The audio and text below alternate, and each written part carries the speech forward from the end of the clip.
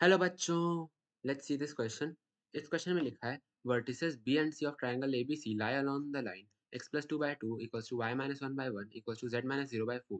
Find the area of triangle that given that A has coordinates 1, minus 1, 2 and the line segment BC has length of 5. तो सबसे पहले एक diagram बना लेते हैं यहाँ पे। सपोज ये जो मेरा है, यहाँ पे ये सपोज मेरा पॉइंट A है, सपोज ये मेरा पॉइंट B है एंड ये मेरा पॉइंट C है। और उसके अलावा ये जो मेरा पॉइंट है, सपोज ये मेरा as such that ऐसा पॉइंट है such that AP is perpendicular to BC। अब जो मेरा A पॉइंट है उसका कोऑर्डिनेट्स गिवन है 1, माइनस 1, 2 और जो लाइन BC है, लाइन BC का इक्वेशन भी गिवन है। यहाँ पे आई कैन राइट सपोज वो लाइन BC का इक्वेशन हम L से रिप्रेजेंट कर रहे हैं, तो लाइन जो L है वो मेरा गिवन है x plus 2 divided by 2 equals to y minus 1 divided by 1 equals to z minus 0 divided by 4। तो ये लाइन का इक्वेशन देख देख के हम ये बोल सकते हैं कि मेरे को एक इस लाइन पे एक पॉइंट तो मालूम है। कौन सा है वो पॉइंट? वो पॉइंट है मेरा, वो जो मेरा पॉइंट हो जाएगा वो पॉइंट मेरा हो जाएगा, सपोज उस पॉइंट को हम पॉइंट एम से डिनोट करें तो वो पॉइंट एम मेरा हो जाएगा -2, 1, 0। ये पॉइंट हम कैसे ऑब्टेन किए? यहाँ पे जो x प्लस 2 है इसको हम ऐसे लिख सकते हैं x माइनस ऑफ -2 यहाँ पे, और बाकी वैसे एज इट इज। तो ये वाला पॉइंट, ये वाला पॉइंट और ये वाला पॉइंट, तो ये तीनों पॉइंट्स मेरे इस लाइन पे लाया करते हैं। ऐसा हम स्ट्रेट लाइंस में पढ़ ऐसा हम वेक्टर्स में पढ़ चुके हैं। तो ये मेरा पॉइंट जो है एम, ये मेरा लाइन BC पे लाई कर है। तो सपोज यहाँ पे वो पॉइंट एम है और पॉइंट एम का कोऑर्डिनेट्स कितना है -2, 1, 0। अब एक बार को हम लोग सपोज ए एम वेक्टर निकालने का कोशिश करते हैं। Suppose A M vector, A M vector कौन सा वेक्टर हो जाएगा? ये वाला वेक्टर, ये वाला जो मेरा ए एम वेक्टर है ये निकालने का कोशिश करते हैं। तो ए एम वेक्टर हम निकाल सकते हैं। कितना हो जाएगा ए एम वेक्टर? ये हो जाएगा position vector of M minus position vector of A. तो ये सिंपली हम लोग कैलकुलेट कर सकते हैं। ए एम वेक्टर जो मेरा हो जाएगा, पोजीशन वेक्टर ऑफ एम मेरा कितना है? -2 i cap plus j cap plus 0 k cap. Basically position vector of M यहाँ पे हम लिख सकते हैं, ये मेरा, इसको हम i j k के साथ एसोसिएट कर देंगे तो मेरा हो जाएगा। तो पोजीशन वेक्टर ऑफ एम मेरा हो जाएगा -2 i cap plus j cap plus 0 k cap, तो एज इट इज लिख देते हैं।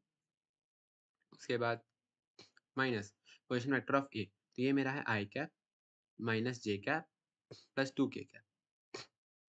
तो अब यहाँ दोनों सब्ट्रैक्ट करेंगे तो हो जाएगा मेरा -3 i कैप, उसके बाद प्लस 2 j कैप और -2 k cap.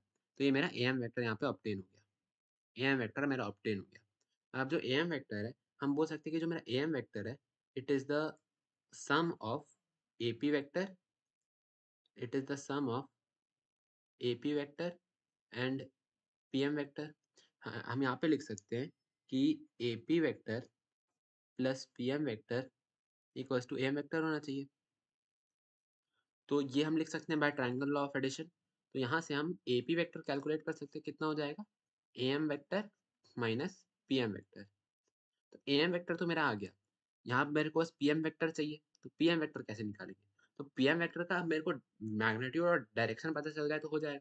P M vector का जो मेरे को डायरेक्शन है वो तो गिवन है। पी एम वेक्टर का जो डायरेक्शन होगा वो लाइन जो मेरा है BC, लाइन BC का डायरेक्शन रेशियो के अलोंग होगा।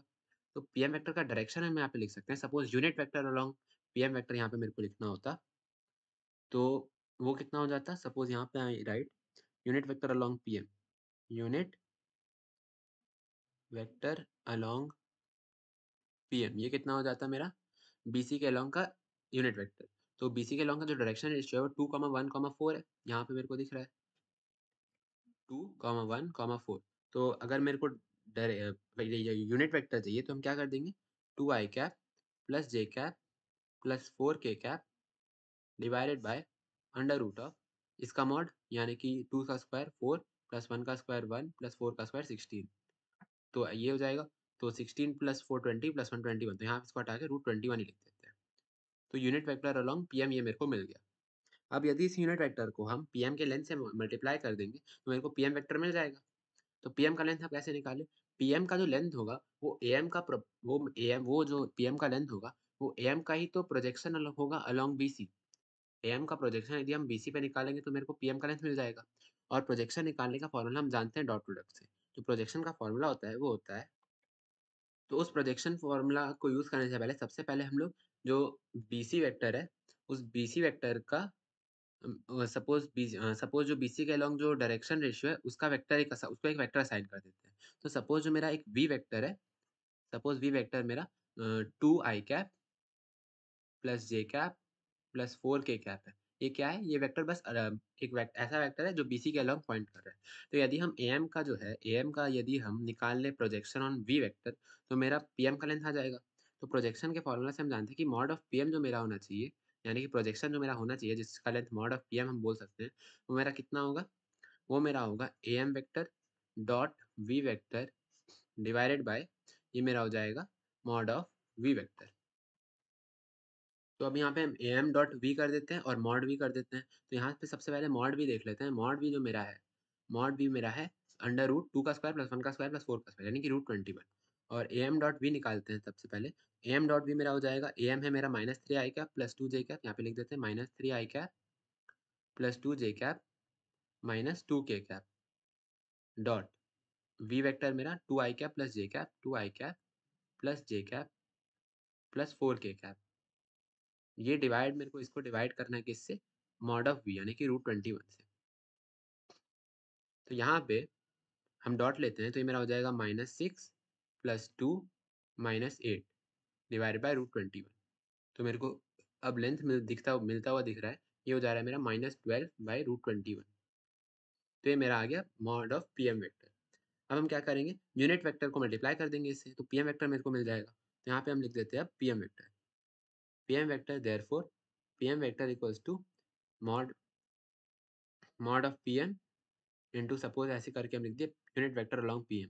तो मॉड ऑफ PM मेरा आ गया। यहाँ पे मेरे को लेना होगा, इसका मॉड लेना होगा ताकि, क्योंकि लेंथ तो नेगेटिव नहीं हो सकता। इसका मॉड लेके यहाँ पे हम लिख देते हैं 12 बाय रूट 21। तो ये मेरा हो गया 12 बाय रूट 21 इंटू PM का यूनिट वेक्टर। तो ये मेरा कितना था? 2i cap plus j cap plus 4k cap divided by root 21। तो 2 बार रूट 21 आ रहा है तो यहाँ पे हम 21 लिख देते हैं। अब 12 बाय 21 क्या लिख सकते हैं? 3 into 7 sorry 3 into 4 divided by 3 into 7। तो ये मेरा हो जाता है 4 by 7 times of 2i cap plus j cap plus 4k cap. तो मेरा आ गया PM वेक्टर। तो अब हम आराम से AP वेक्टर निकाल सकते हैं। जो हम यहाँ पे देख रहे थे AP वेक्टर का निकाले थे हम formula AM minus PM vector, ये हम निकाल सकते हैं अब। तो निकाल लेते हैं अब उसको। तो जैसा कि हम लोग देखे थे, जो मेरा जो मेरा AP वेक्टर है जो मेरा AP वेक्टर है मेरा AP वेक्टर किसके बराबर होगा? AM vector minus PM vector के। AM vector minus PM vector के। और AM वेक्टर मेरा कितना है? AM वेक्टर है मेरा minus three i cap plus 2j cap plus minus 2k cap. ये मेरा AM वेक्टर था। माइनस अब PM वेक्टर मेरा कितना था? 4/7। यहाँ पे हम लिखते हैं पहले 4/7 टाइम्स ऑफ, यहाँ आ जाएगा 2i cap plus j cap plus 4k cap. तो इसको अब सॉल्व करना है मेरे को। तो सॉल्व करेंगे तो ये मेरा हो जाएगा, तो सॉल्व करने पे ये मेरा आ जाएगा -29/7 आई कैप, फिर आ जाएगा मेरा ये +10/7 जे कैप +10/7 जे कैप, और फिर मेरा आ जाएगा -30/7 के कैप। तो ये मेरा आ गया AP वेक्टर। अब AP वेक्टर तो निकाल लिए, AP वेक्टर से करना क्या? अब यदि हम मॉड ऑफ AP निकालिए, मॉड ऑफ AP मेरा कौन सा लेंथ होगा? ये वाला लेंथ होगा मॉड ऑफ AP, और मेरे को BC का लेंथ तो गिवन ही है। तो एरिया निकालने के लिए हम simply height into base by 2 कर देंगे। तो अब मेरे को मॉड ऑफ AP निकालना है, तो मॉड ऑफ AP निकाल लेते हैं। ये मेरा हो जाएगा अंडर रूट ऑफ, सबसे पहले -29/7 का स्क्वायर, तो उसको ऐसे ही लिख देते हैं 29 स्क्वायर बाय 7 स्क्वायर, फिर 10 स्क्वायर बाय 7 स्क्वायर, फिर मेरा आ जाएगा 30 स्क्वायर बाय 7 स्क्वायर। तो यहाँ पे हम 7 तो बाहर ही निकाल देते हैं, तो 1/7 ऑफ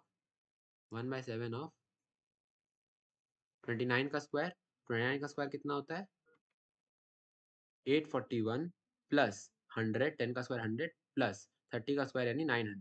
तो ये मेरा हो जाता है 1/7 ऑफ अंडर रूट ऑफ 1841। तो अंडर रूट ऑफ 1841 कितना होता है? ये मेरा अप्रॉक्सीमेटली इक्वल होता है 42.9 के। 42.9 डिवाइडेड बाय 7, मेरा मॉड ऑफ AP वेक्टर कुछ इतना आ जा रहा है। तो यदि हम इसको भी अप्रॉक्सीमेटली कैलकुलेट करेंगे तो ये मेरा आ जाता है इक्वल टू 6.13 के। 6.13 के।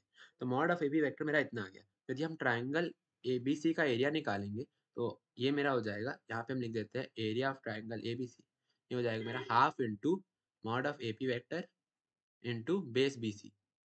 तो ये मेरा हो जाएगा बी सी 5 है डिवाइड बाई 2 इंटू 6.13। ये मेरा कैलकुलेट करने पे आ जाएगा 15.32 के इक्वल। तो हम यहाँ पे आप फाइनली बोल सकते हैं कि क्वेश्चन में जो मेरे से पूछा था कि find the area of triangle, area of triangle जो मेरा होगा यहाँ पे हम लिख सकते हैं एरिया ऑफ ट्राइंगल मेरा इक्वल टू होगा 15.32 यूनिट्स की। So this is my final answer. I hope everyone got it. Thank you.